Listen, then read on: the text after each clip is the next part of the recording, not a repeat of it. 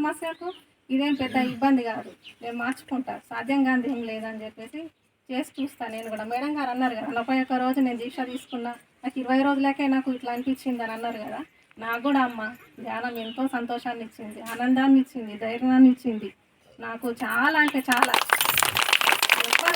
ఎవ్వరు కూడా ఏం చేయలేరమ్మా. నేను అనుకున్నా నా బంధువులు ఏం చేయలేరు, నా తోబుట్టువులు ఏం చేయలేరు, మన పిల్లలు కూడా ఏం చేయలేరు. ఎందుకంటే వాళ్ళని చూసేది కూడా మనమే కదా, మన పెద్దవాళ్ళని మనమే చూడాలి. మనము బాగుంటేనే మన కుటుంబాన్ని చూసుకుంటాము. ఫస్ట్ మనం మారాలా, మనం మారి వాళ్ళను తీర్చిదిద్దుకోవాలా అని నేను అట్లా అనుకున్నా. మనమే కదా అన్నీ చూసుకునేది, వంట చేయాలన్నా చూసుకోవాలా, ఇంట్లో ఏదైనా నడవాలన్నా, ఎవరికైనా సమాధానం చెప్పాలన్నా, పిల్లలకి చెప్పాలన్నా, పెద్దవాళ్ళకి అన్నీ మనతోనే. మగవాళ్ళు ఏం చేస్తారు, డబ్బులు తెచ్చిస్తారు అంతే, సంపాదన చేసి వాళ్ళు సంసారాన్ని చూసుకుంటారు. కానీ మనం ఆలోచించి అన్నీ చూసుకునేది ఎవరు, ఇంట్లో ఆడవాళ్ళని. అట్లా నేను ధ్యానము నేను ఇడలేదమ్మా, పట్టుకున్నా అంటే అసలు ఎల్లిగడ్డతో సహా అప్పుడే స్టార్టింగే నేను ఎల్లిపాయతో సహా శాకాహారిగా అయినా. ఏదే కానీ మనం లోతుగా పాటించాలా. అది పైన వేయద్దు, పైన వేస్తే మనకు పైనే ఉంటాము, దాని పరమార్థం తెలియదు. అందుకోసమే మనం కఠినమైన సాధన చేయాలి. సాధన చేయంగా మనకు కూడా అన్ని పనులు సమకూరుతాయి. ఏది రావాలో అది వస్తుంది, ఏది పోవాలో అది పోతుంది. అంతా మన మంచి కన్నా స్థితికి వస్తాము.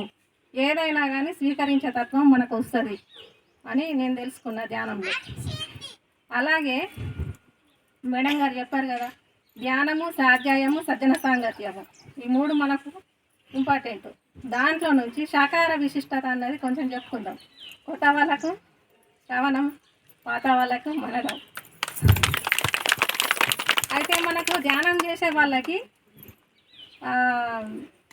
ఎక్కడ ఎందుకు తినద్దని ఎందుకు చెప్తారంటే, అక్కడ లడ్డు ఉంటుంది, ఇవి ఉంటాయి, అవి ఉంటాయి, ఇది కూడా శాకాహారమే కదా, మరి మాంసాహారము కాదు కదా మనం తినేది, ఇది తింటే ఏమవుతుంది అని అనుకుంటారు.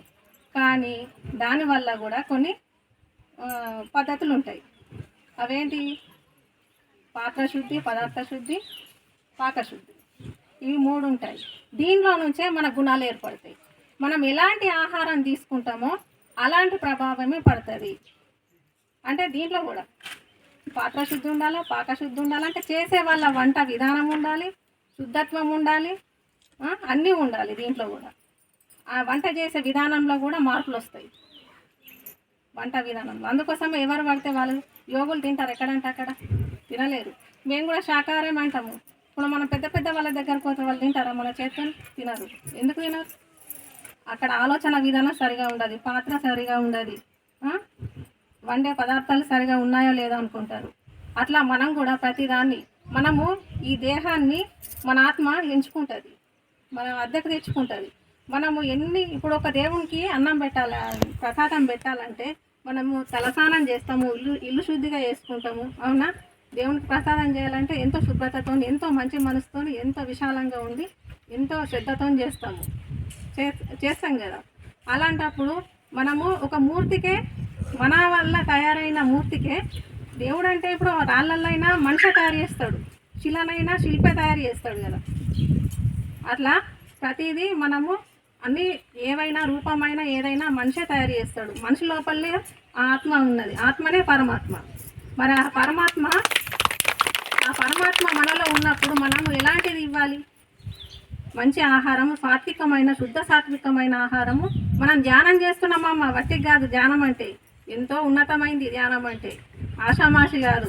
మనం మాట్లాడిన మాట కూడా ఎంతో వాక్శుద్ధి ఉంటుంది. అవునా, ఎందుకు ధ్యానులు ఒక ధ్యానికి అన్నం పెడితే 1000 మందికి అన్నం పెట్టినట్లని మన సార్ అన్నాడు, పత్రి సార్. అలాంటిది మనం ఎంతో గొప్ప వాళ్ళం, ధ్యానం చేసేవాళ్ళం. అట్లా శాకాహార విశిష్టత గురించి చెప్తాను నేను. ధ్యానము, స్వాధ్యాయము, సజ్జన సాంగత్యం అంటే తెలుసు కదా, మేడం చెప్పింది. నేను శాకాహారం గురించి చెప్తాను.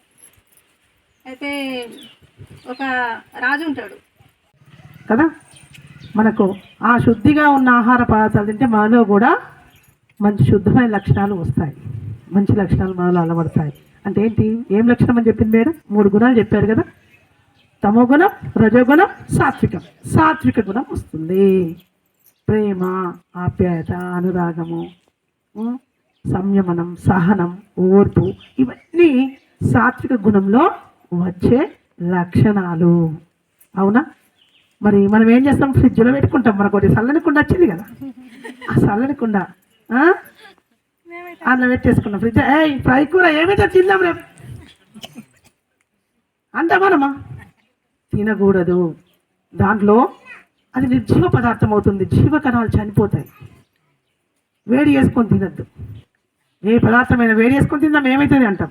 ఆ వేడి చేసుకొని తిన్న పదార్థంలో కూడా దానిలో సారం ఉండదు. అది వండిన తర్వాత అది మనం వేడివేడిగా ఉన్నప్పుడే తినాలి. కొన్ని గంటల వరకే ఆ ఆహారము శుద్ధత్వంలో ఉంటుంది. కాబట్టి అటువంటి ఆహారాన్ని తీసుకుంటే మనలో ఎంతో మార్పు వస్తుందండి కదా. పాకశుద్ధికైతే అంత చక్కగా యోగి ఉదాహరణ చెప్పారు మేడం. అవునా? ఎటువంటి భావనతో వంట చేస్తే అటువంటి భావనలే ఎదురు వ్యక్తిలో ప్రతిబింబిస్తాయి. ఎవరైతే ఆహారం తినాలో అరిగేదాకా అమ్మే ఉంటాయి. అందుకే వంట చేసేటప్పుడు మన ముందు మన నానమ్మ తాతయ్య వాళ్ళు ఏం చేస్తుంది, మన నానమ్మ వండేటప్పుడు ఎందుకే నానమ్మ మూతికి బట్ట కట్టుకున్నాం అంటుంటే మేము అయ్యేవాళ్ళం, బాగా పూజలు ఉంటాయి మా ఇంట్లో. అయితే ఎందుకు నానమ్మ వంట చేస్తున్నాం, దేవుడి నైవేద్యం చేస్తున్నాం, మటని అని సరిగ్గా చెప్తున్నాయి అంటుండే. ముసలి మా మూతికి బట్ట కట్టుకొని అంటది అని వంట తగినాక నానమ్మ అన్ను నాకు అర్థం కాలేదు అంటుంది. లేదే మాట్లాడద్దు, దేవునికి నైవేద్యం అని అందిస్తున్నా. తుప్పులు కూడా ఎలా వంట చేస్తున్నా, నోటితో మాట్లాడుతుంటే తుప్పులన్నీ అలా పడతాయి. ఆ వాసనలు మనం పీల్చుకోవద్దు, పీల్చుకుంటే స్వామికి ఎంగిలవుతుంది. అందుకే ముక్కు బట్ట కట్టుకొని మూతికి బట్ట కట్టుకొని మాట్లాడకుండా వంట చేస్తుంది. చూడండి ఎంత గొప్ప. మనం తయారు చేసిన మూర్తికే మనం అంతా పెడుతున్నామే. మరి మన లోపల ఉన్న ఆత్మ, మనమే దేవుళ్ళం. అవునా? ఆ మూర్తిని మనం ఎలా తీసుకుంటున్నాం? స్ఫూర్తిగా తీసుకుంటున్నాం కదా. ఇప్పుడు శివుడు ఉన్నాడు, ఆంజనేయ స్వామి ఉన్నాడు, అట్లా దేవుళ్ళని ఈ రూపాల్లో ఉన్నారని మనకు చెప్పడం జరిగింది. కాబట్టి వాళ్ళని స్ఫూర్తిగా తీసుకొని మనం ఈ పూజలు, వ్రతాలు, నోములు ఇవన్నీ మనం నోచుకుంటున్నాం. తప్పేం లేదు. ఎల్కేజీ లేనిది కేజీ లేని పీజీకోలేవు కదా. అందుకే కేజీతోనే మనము కేజీ చదివితేనే పీజీకి వెళ్తాం. అవి చదివినాం కాబట్టి కదా. మనకు శ్రీకృష్ణ భగవానుడు మనకు భగవద్గీతలో చెప్పాడు. ఏమని? ఉత్తర గీతలో కోటి పూజ సమం స్తోత్రం, స్తోత్రకోటి సమో జప కదా. జపకోటి సమం ధ్యానం, ధ్యానకోటి సమోలయ. కోటి పూజలు ఒక స్తోత్రంతో సమానము. స్తోత్రాలు తెలుసు కదా. ఓం నారాయణాయ నమః, విష్ణువాయ నమః, మధుసూదనాయ నమః, కేశవాయ నమః, గోవిందాయ నమః అనుకుంటే స్తోత్రాలు చదువుతాం కదా. మనకందరికి పరిచయమే కదా ఆ స్తోత్రాలు. ఒక్క స్తోత్రం అంటే కోటి పూజలు ఒక స్తోత్రంతో సమానం. ఓం నారాయణాయ నమః అన్నమనుకో, ఓహో అంటే కోటి పూజలు చేస్తే ఒక్క స్తోత్రంకు సమానం కోటి పూజలు. అవునా? మరి స్తోత్రకోటి సమో జప, జపమాల పట్టుకొని చేస్తాం కదా. మనం జపాలు చేస్తాం కదా, ఓం నమః శివాయ అనుకుంటా మెల్లగా మాలను తిప్పుతుంటా మర్చిపోవాలి మనం కదా. ఆ జపాలు అంటే కోటి స్తోత్రాలు దేంతో సమానం? ఒక జపంతో సమానము. అలాగే కోటి జపాలు ఒక ధ్యానంతో సమానం. ఆ కోటి జపాలు చేస్తే ఒక ధ్యానంతో, ఒక్క ధ్యానం చేస్తే మనం కోటి జపాలు చేసినట్టు. మరి కోటి ధ్యానాలు ఒక లయంతో సమానము. అవునా? మరి ఏం చేద్దాం? పూజలు చేద్దామా, స్తోత్రాలు చదువుదామా, జపాలు చేద్దామా, ఏం చేద్దాం మరి మనమంతా కదా. అవునా? ధ్యానం చేయాలా వద్దా మరి? మరి ఇంత చక్కని ధ్యానాన్ని అందించిన, శ్వాస మీద ధ్యాస ధ్యానాన్ని అందించిన మన పత్రి గారికి ఒకసారి గట్టి ధన్యవాదాలతో చెప్పచ్చు. మరి ఈ ధ్యానం అనేది ఎందుకు చేయాలి మరి మనం? రోగాల కోసమా? రోగాల కోసం అయితే డాక్టర్ లేడా? చెప్పరు. మీరు మాట్లాడితేనే మీరు మాట్లాడకుంటే నేనేం మాట్లాడ